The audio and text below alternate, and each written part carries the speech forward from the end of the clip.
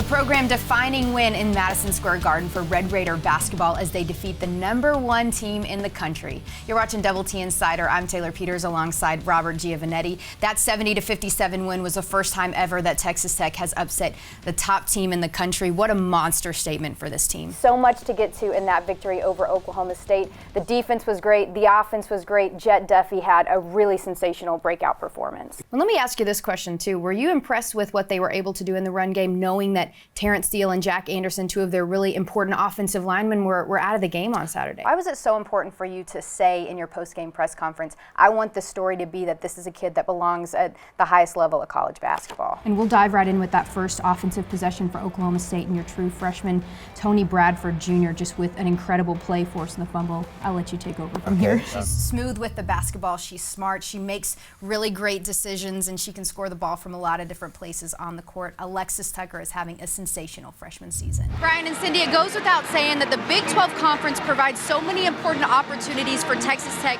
to get critical RPI points that will help them if they hope to advance to the NCAA postseason. Now, when the Big 12 preseason rankings came out, Texas Tech was ranked 9, and Coach Marlene Stallings started doing something in practice. In between drills, she would do what she calls Big 12 runs, and she would get her team on the baseline, and they would run for every single team in the Big 12 Conference that was picked ahead of them. Welcome back into United Supermarkets Arena. Some words of wisdom there from Red Raider basketball head coach Chris Beard, who had a chance to stop by Lady Raider practice yesterday to give some additional motivation before the start of Big 12 play here tonight.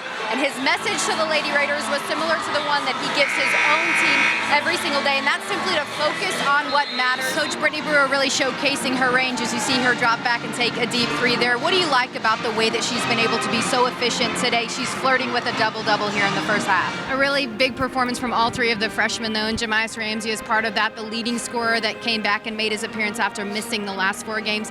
How much does he provide this team? How different is the offense of this team when he's on the court? And for the first time this season, this team entered halftime trailing. What was Coach Beard's message at the half to evoke the type of response that you brought in the second half? Big 12 play here as you host Oklahoma State next week. What's the statement that this team wants to make in Big 12 play? Welcome into this week's edition of Cartwell's, brought to you by Southwest Bank. I'm Taylor Peters, joined by head football coach Matt Wells. Coach, congratulations to you and your staff for your first Big 12 Conference victory Saturday. Thanks. Thanks. And Doug Coleman, I mean, we have to mention him because he's 2 interceptions off of tying the Big 12 record for single-season interceptions, and he's 3 from setting a program record that goes all the way back to 1939. Even starting in pregame, there was just a different feel, a different look about the guys. Did you feel that? I did, but I want to know how you knew that. Oh! You hit that again. I know. It's like 5 weeks in a row. Really good team. Oh my gosh, Mike Ryan. That's coming out of your paycheck.